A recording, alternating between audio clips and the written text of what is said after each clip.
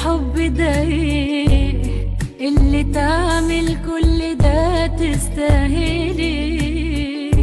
بعد الحب ده ايه اللي تدي حنان كده